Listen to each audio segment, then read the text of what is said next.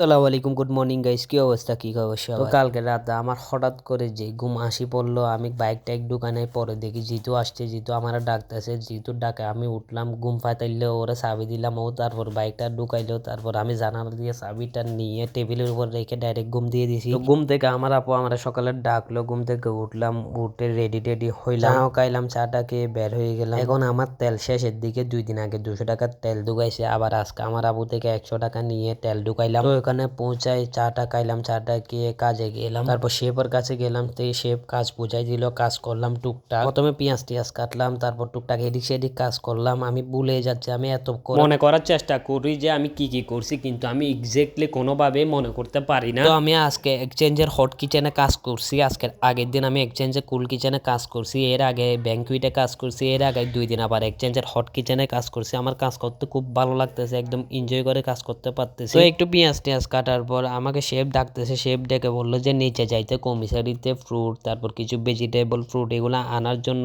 তো আমি আগে কখনো একা যাই না, তারপরে শেফকে না বলি নাই, কারণ নিজে যদি একা না যাই তাহলে কখনো শিখতে পারবো না কিভাবে কি করতে হবে এইসব। তো তারপর নিতে গেলাম, তারপর আমি যা যা প্রয়োজন সব কিছু গুছাই গাছায় নিলাম। আবার গুছাই গাছায় যদি ট্রলিতে না নিই, ট্রলি নিতে আনতে অনেক বেশি কষ্ট হয়ে যায়, অনেক সময় এগুলা পরেও যায়, তখন দেখা যায় যে জিনিস নষ্ট হয়, আবার নিজেরও ক্ষতি হয়ে যেতে পারে। তাই একটু সময় নিয়ে সব সুন্দর করে গুছাই গাছাই নিলাম। তারপর আবার উপরে গেলাম, উপরে গিয়ে আবার পেঁয়াজ কাটতে শুরু করলাম। তখন আবার একটা শেফ এসে বলতেছে কিছু রসুন ভিজাইতে দিছিল, এগুলো একটু চিলে টিলে নিতে। এগুলো অবশ্যই চিলা ছিল, যে সিল্কাগুলা ছিল ওইগুলা ফ্রেশ রসুন থেকে আলাদা করতে। তো আমি রসুন সবগুলো একদম ভালোভাবে আলাদা করলাম, আলাদা করার পর আবার পেঁয়াজ কাটতে লাগলাম। কাজ করার পর আবার টি ব্রেক ছিল, টি ব্রেকের জন্য অবশ্য আমি যাই না, আমি যাচ্ছিলাম হচ্ছে যে ওয়াশরুমে। তখন দেখি যে টি নাস্তা টাস্তা দিছে, তো আমি বসে 1 কাপ চা খাইলাম। পরে দেখি ভাই একটা নুডলস আনছে, তো ও বলতেছে নুডলস খাওয়ার জন্য। আমি বলতেছি আমার খাওয়ার ইচ্ছা নাই, তো ও বলতেছে একটু ট্রাই করে দেখো, অনেক মজা হয়েছে। আমি আবার পরে ওর প্লেট থেকে ট্রাই করে দেখলাম, তারপর আবার কেটে উপরে গেলাম। তারপর শেফ যা যা বলতেছিল ওইগুলা করতেছিল। ভাত তার ছোট বাটিতে নিয়ে র্যাপিং করে চিলারে রাখলাম, তারপর কিছু ফুড মাটন, তারপর এগুলা সব শেফ বাটিতে করে আমারে দিচ্ছিল, আর আমি র্যাপিং করে হট ওয়ালমারে রাখলাম। এর মাঝে আবার কিছু খাবার